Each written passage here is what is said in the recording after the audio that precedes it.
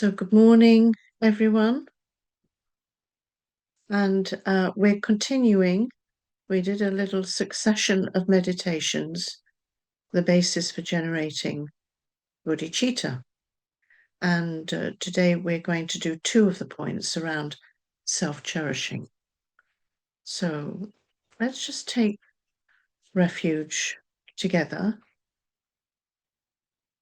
I go for refuge until I'm enlightened to the Buddha, the Dharma, and the Supreme Assembly.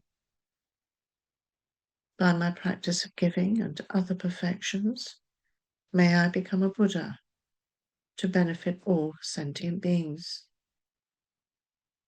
I go for refuge until I'm enlightened to the Buddha, the Dharma, and the Supreme Assembly. By my practice of giving and other perfections, may I become a Buddha to benefit all sentient beings. I go for refuge until I'm enlightened to the Buddha, the Dharma, and the Supreme Assembly. By my practice of giving and other perfections, may I become a Buddha to benefit all sentient beings.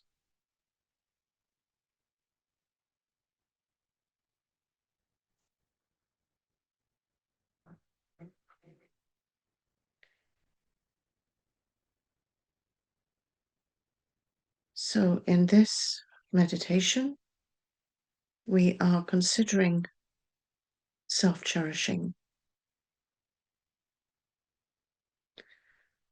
and in turn, cherishing others, and comparing the two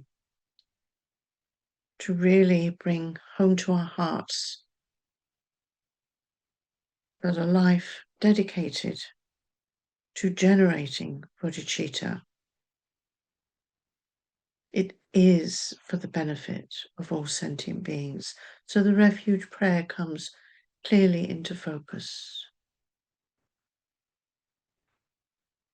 So for a couple of minutes, just some deep breaths, relax, feel supported and safe in your refuge. And very glad to have it.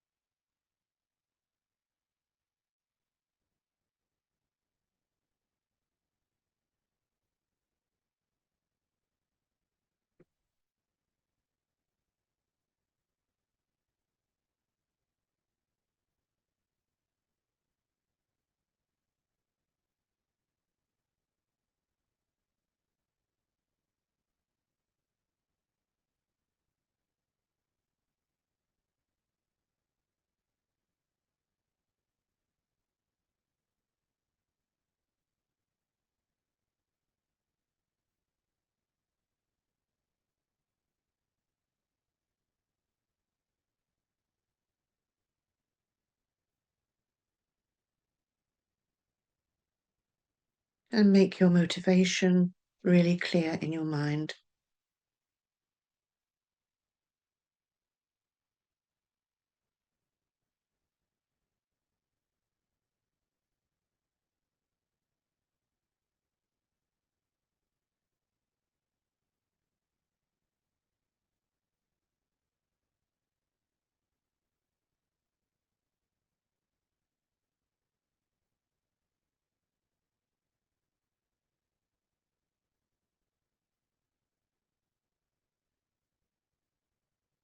And let's just first of all, just recap our journey with this meditation to generate bodhicitta.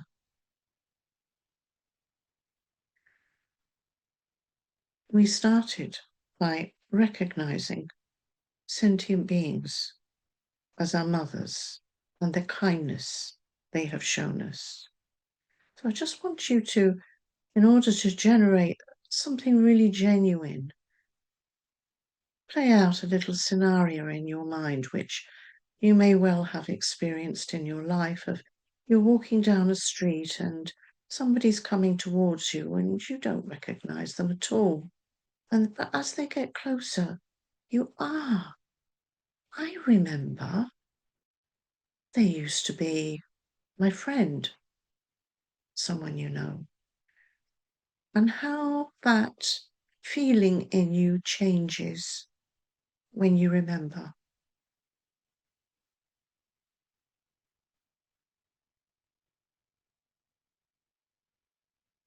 From complete disinterest to some kind of connection.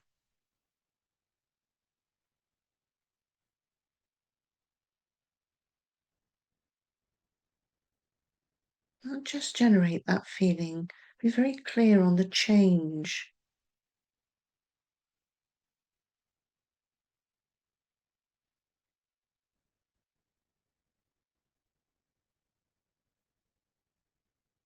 And then visualize or imagine that you're with that person on the street and you're talking and chatting and saying, oh, yes, that's your name. I remember you.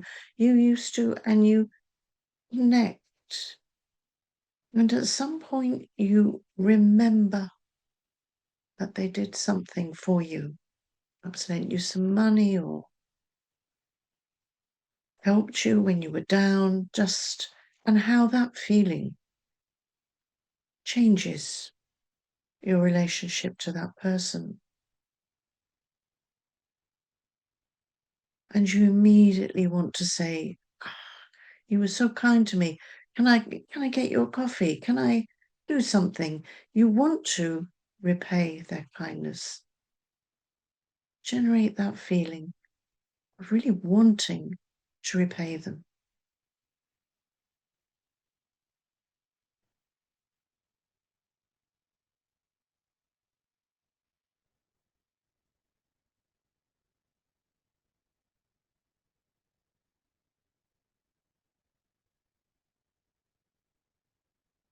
And now take yourself into a crowd of people, some kind of gathering. You're looking at the sea of heads and faces all around you, and you've been so caught up in your own problems. And you look around and you just realize, wow, I'm so tiny compared to all these people, never mind beings. You get a profound feeling that you're all the same, all equal in your wish for happiness and equal in wishing to be free from suffering.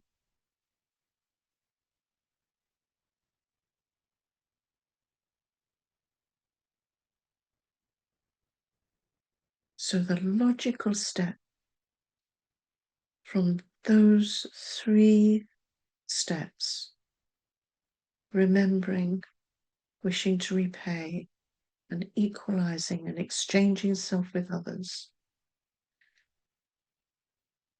is to recognize the shortcomings of self-cherishing. And we're also going to consider the benefits of cherishing others. So this is cementing our view.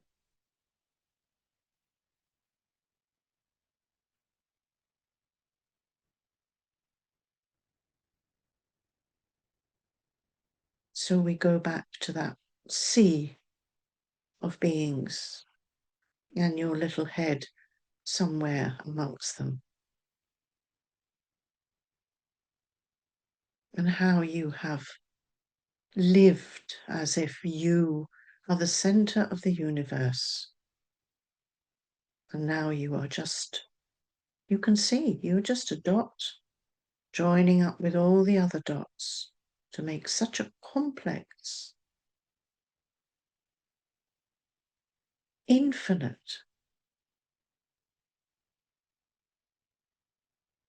universe.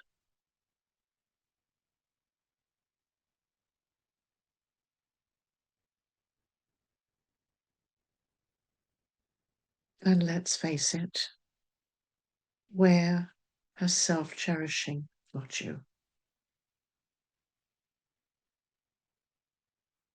So I'm going to give you a few minutes to think about that. I'll list a few things and then give you some space for you to consider. So I grasp onto the fact that I exist solidly. I look to external objects for faults.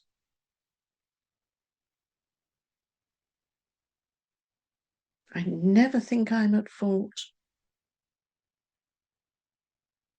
And I try to get all my happiness from kind of feeding my ego with things and people and experiences and holidays, all the time building up this huge ego baby. Can't be satisfied. There isn't enough milk in the universe to satisfy this ego baby.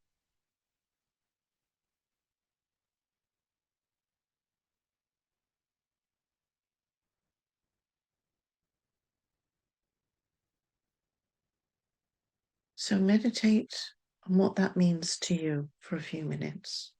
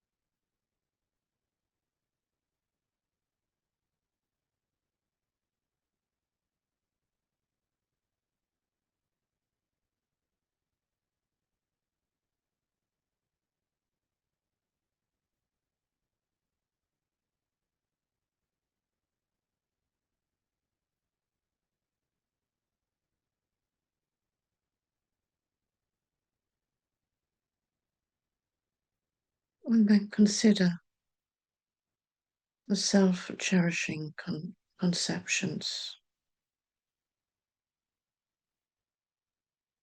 Self-cherishing has kept me locked in the prison of samsara for numberless lives.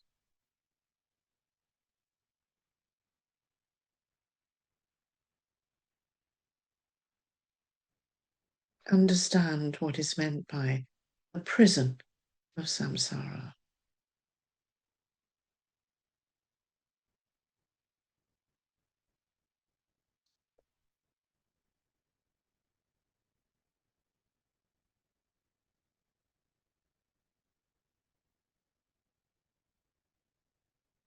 And the ignorance that is at the root of self-cherishing has brought me endless problems.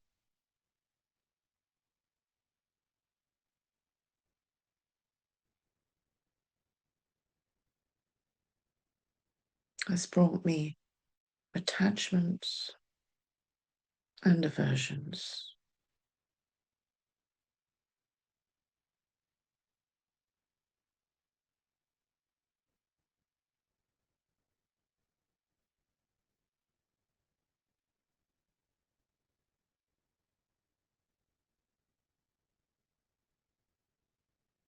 The more I think about enlightenment, the more my actions take me away from it due to self-cherishing.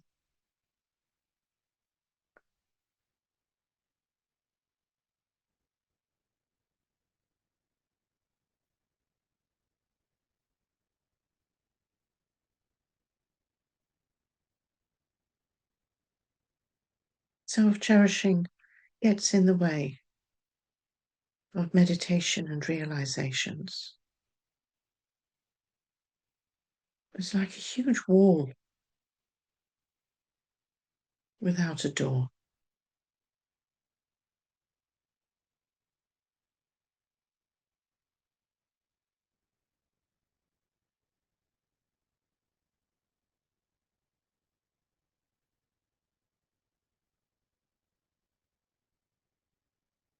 Gets in the way of my understanding and my practice of the Dharma.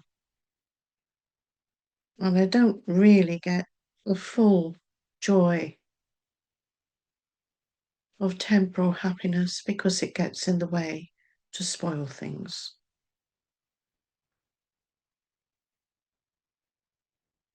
If I'm at a celebration or a party or with friends, my self-cherishing thought is always looking for issues and problems.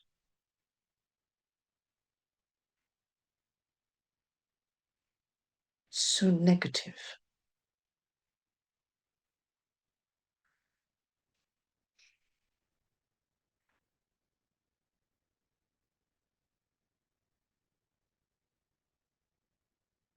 And instead of recognizing other sentient beings as having been kind to me, they are being kind to me, whatever they're doing, I see them as enemies and problems and obstacles. Even my teachers, my parents, who instead of respecting them,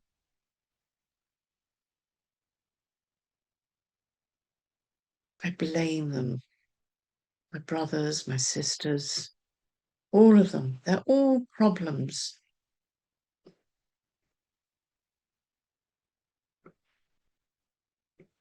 And I can't send them to the moon on a spaceship, a rocket. They just won't go. They're here, right in front of me. Yet, the real problem, I just won't see. I can't see. Self-cherishing.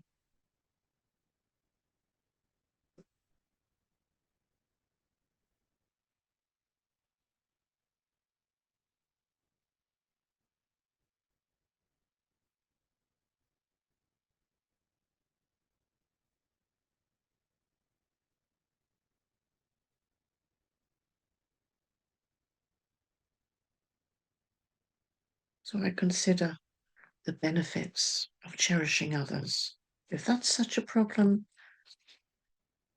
then tell me the benefits. What are the benefits of cherishing others?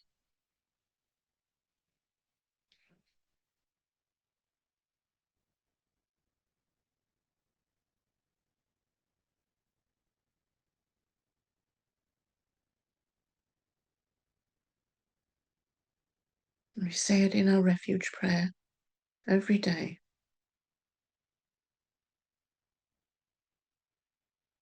Generation of Bodhicitta, may I be here to benefit others. And even when we say that, it is like we have taken that person who was a stranger, remembered and recognized them as a friend and repaid them, and that lovely feeling afterwards of, oh, wow, good deed for the day, or I helped somebody, and how wonderful that feels.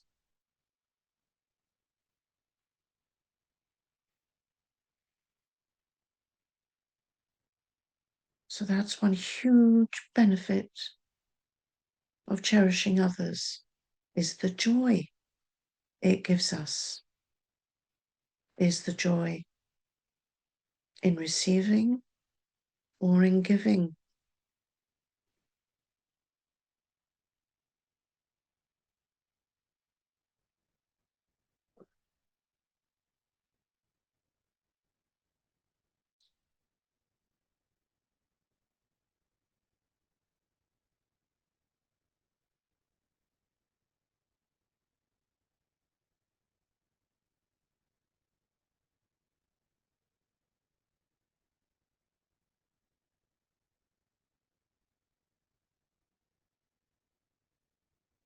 Think of that joy when you find a gift for someone that you know is really going to make them happy, genuinely make them happy, and they open it. It does bring them happiness. That's rare.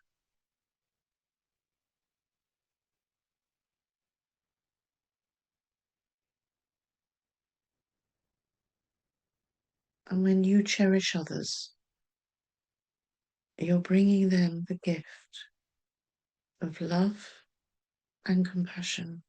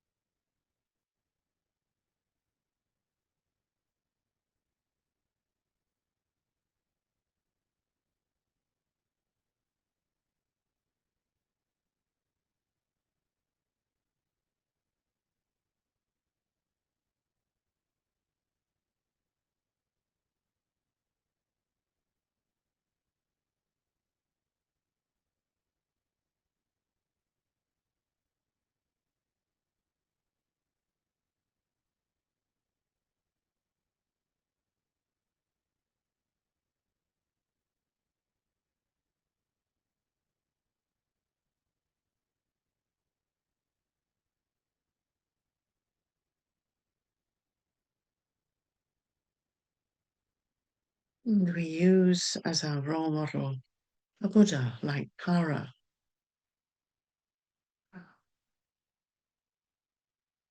When we visualize them, they are glowing and full of light and goodness and complete bliss. And their bliss is in giving to others. Surely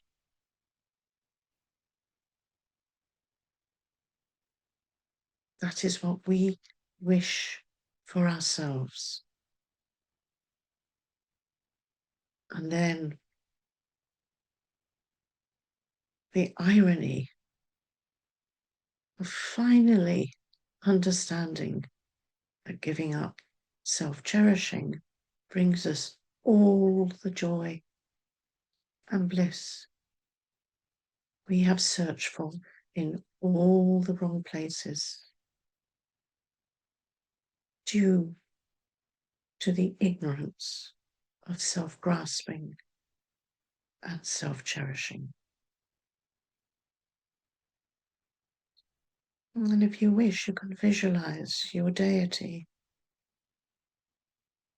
in front of you or above your head, just all that bliss, destroying the last strands of self-cherishing within you. And you receiving this incredible gift.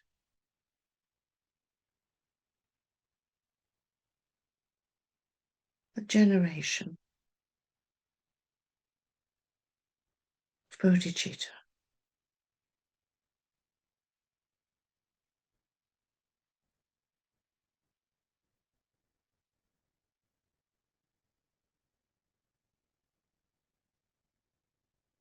And as you fill with light, you can come back to that sea of heads where you are just a pin and send that light, so powerful, to every being.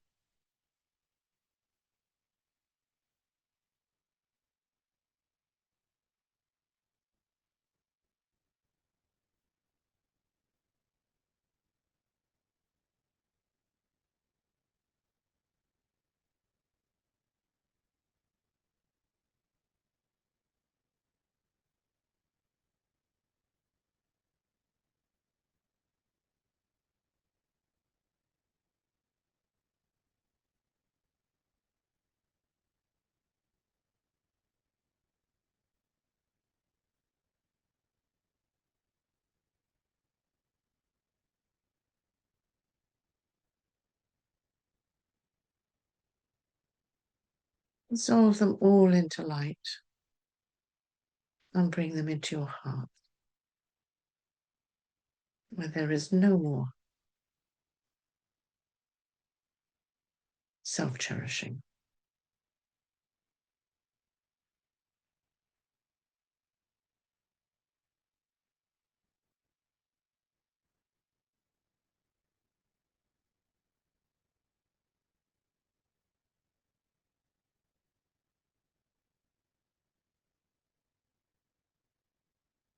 And dissolve that and sit in perfect peace, devoid of the self-cherishing thought.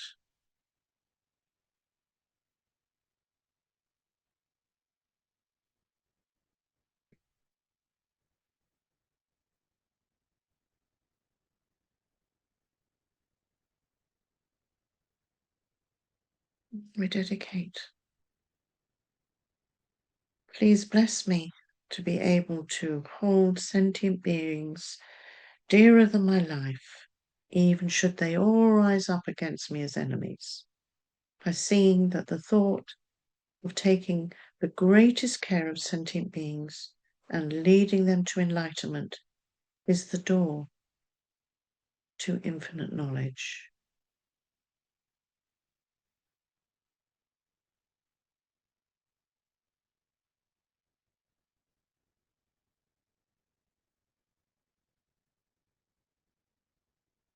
Due to these merits, may I quickly attain Buddhahood and lead all sentient beings, without exception, into that enlightened state.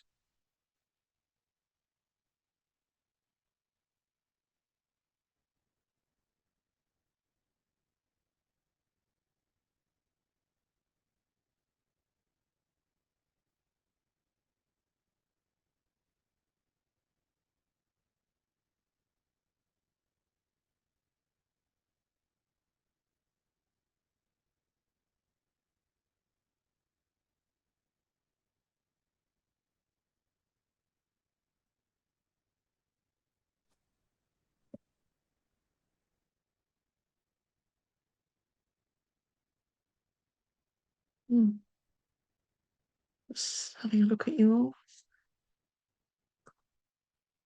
Thank you so much, and thank you for hosting, Mary.